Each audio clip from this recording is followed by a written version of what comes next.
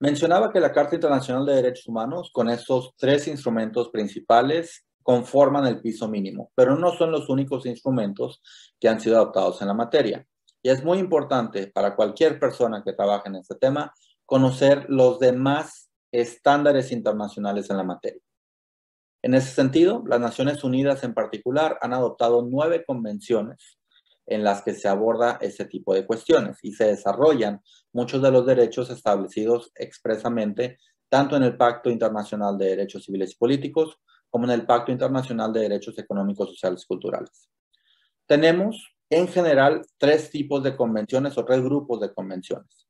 Las convenciones internacionales que se dedican a los crímenes graves o delitos graves que implican violaciones a los derechos humanos. Básicamente me refiero a la tortura y a la desaparición forzada. Tenemos otro grupo de convenciones que se enfoca a la prevención y erradicación de la discriminación, como son la Convención sobre la Eliminación de la Discriminación Racial y la Convención sobre la Eliminación de todo tipo de discriminación contra la mujer.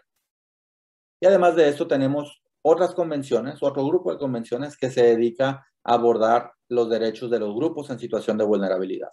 Hablamos de la Convención sobre los Derechos del Niño, la Convención sobre los Derechos de las Personas con Discapacidad y finalmente la Convención sobre la Protección de todos los trabajadores migrantes y sus familias. Además de estas 9 convenciones, aquí hablé de 7, habría que sumar los 2 pactos internacionales, hay que considerar en este contexto en particular, sobre todo para la actividad empresarial, lo que existe a nivel internacional en materia de pueblos indígenas. Y me refiero con esto a la convención o al convenio 169 de la OIT que aborda justamente los derechos que tienen los pueblos indígenas conforme al marco jurídico internacional. Todos esos instrumentos son en muchos sentidos complementados por instrumentos no vinculantes que desarrollan aún más esos estándares, pero la base mínima de referencia, la base o el parámetro de referencia son esas 9 convenciones de Naciones Unidas más el convenio 169 de la OIT. A esto hay que agregar, además, en algunos contextos, tratados regionales de derechos humanos.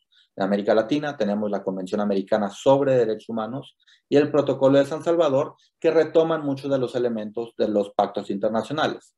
Pero hay además otras convenciones que pueden ser igualmente aplicables, como la Convención sobre los Derechos de las Personas Mayores o algunas otras convenciones regionales que van avanzando en diferentes direcciones para luchar contra la discriminación, para proteger a ciertos grupos en situación de vulnerabilidad y para prevenir la comisión de violaciones graves como la tortura o la desaparición forzada de personas.